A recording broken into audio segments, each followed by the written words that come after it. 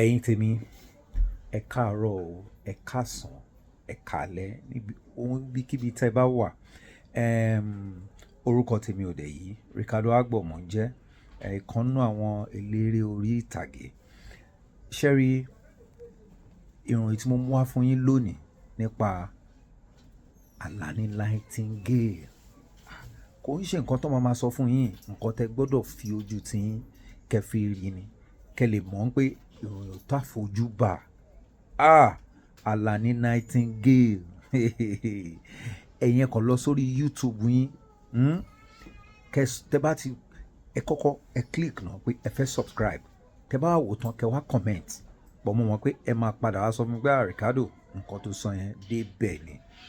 ALANI Nightingale lọ́wọ́lọ́wọ́ báyìí ó wà lórí YouTube àti Instagram yín. Ẹ subscribe kẹ́ dẹ̀ follow kẹ́ wò tán kẹ́ dẹ̀ wá júbà. Bàbá máa